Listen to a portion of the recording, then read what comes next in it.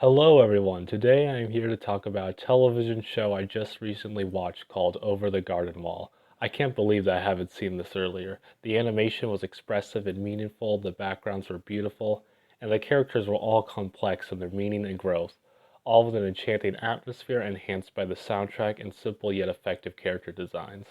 The main theme of the show is being lost. Even how the show starts, we are in the middle of things, not knowing why the brothers are in the woods and not even figure out what time period they come from until close to the end of the show. The main antagonist, who is brilliantly voice acted, is the embodiment of being lost and of losing hope. It is what keeps them alive. The show is always about subverting expectations as well, in the most creative of ways, in fact, making each episode's storyline more satisfying than I would have initially thought. If you haven't watched Over the Garden Wall, please do, and then watch this video. One of the best examples being that the aunt isn't the one actually devouring people, they're actually stopping their niece from doing that. It's just so unexpected throughout that the show never lost my attention. Wirt, being a teenager, is of course very lost in his life. Being in the unknown is just part of it. He doesn't know exactly what to think of who he is. At the tavern, he is presented with a whole group of people, where each one states their defined purpose, and are confused at how somebody can't have anything attached to their name. Eventually, they give him a role, the role as Pilgrim, to which Wirt attaches to quickly. However, that is not his purpose in the story. His purpose was told to him much earlier by the woodsman, who tells Wirt that his younger brother is his responsibility, and what happens is his fault. Since Wirt is older, more knowledgeable, and more capable than his younger brother, he must watch out for him. We all want a purpose in life. In fact, a lot of us will go quite some distance and strive for this purpose. However, at the end of the day, your purpose may be standing right in front of you. This series tackles responsibility and uncertainty. Wirt was not prepared to enter the unknown. He blames the benign innocence of his little brother to the cause for his unpreparedness. This makes Wirt quite short to his younger brother Greg. However, Greg's nature prevents any of Wirt's comments from ever hurting him. He interprets them in the way that Greg interprets the world. Wirt's demeaning and careless way of speaking to Greg is what actually leads Greg to falling into the hands of the beast, because Wirt continued to not take responsibility for his brother, who needs a guiding hand to lead him through the unknown. When Wirt offhandedly says that Greg can be the leader now, causes Greg to pick up the responsibility of finding their way back home. Greg doesn't hold the same amount of distrust, or in better words, caution, that Wirt possesses.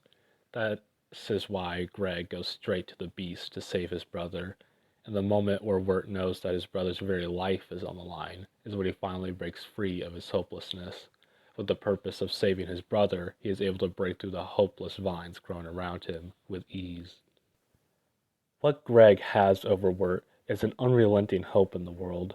The beast has a hard time breaking Greg's spirit because whatever impossible challenge he throws at Greg is immediately solved by him, albeit in a very naive yet thoughtful way.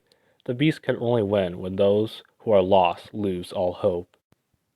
Greg's worldview makes the world a better place. When Beatrice tells her to stop singing because the world is too terrible a place for such joy, Greg's first thought is to not think of that as a crushing worldview, but as a problem he must solve, leading Greg to save his school and help Uncle Quincy face his fears as they walk down the dark tunnel. Quincy would have given up to fear, but it is Greg that keeps him going. This is where storytelling becomes meaningful. The power of a work of fiction is not only in showing us a world that doesn't exist, but in showing us what is possible in our world. The idea of only being a normal person, but finding your bravery when a great task presents itself, is resonating. It's because it is true. Any one of you can find bravery through hope. And to be clear, bravery isn't relegated to fighting. No, I'm talking more about going to a job interview, asking someone out, or reconnecting with a friend or family member you haven't spoken to in years. All you need is a little hope in the future and a little confidence in yourself. We see it through Gregory that can actually be effective. Throughout it all, the beast is not only no hope, but false hope. He manipulates the woodsman into believing his daughter's soul is trapped in the lantern, and he must keep it burning, otherwise she will be extinguished. Now, I don't necessarily enjoy characters that are just the representation of evil that could be extinguished and return the world to a better place. Honestly, no one in the world, even the most cruel person you can think of, is a solid block of evil. It works for the most part in the series. The beast is a being that got itself trapped in the lantern, and possibly due to being disconnected from its soul, or maybe not, has become completely bent on their self-preservation.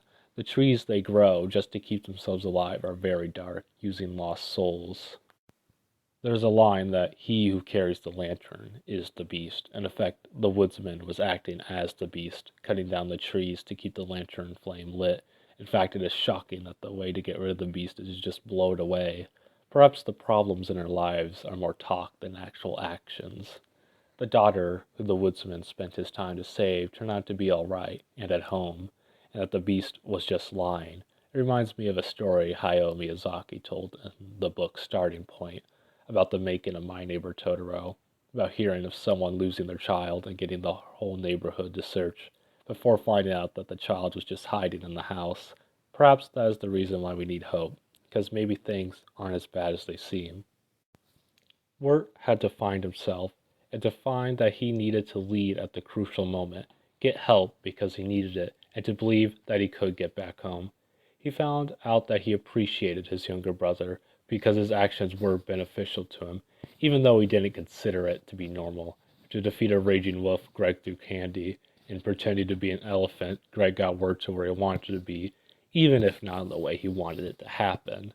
In that unknown, where we do not yet know the consequences of our actions, where we cannot see what people will think of us, we must go forward anyway, despite the risk. We must trust we cannot fall into hopelessness. We find ourselves in the unknown.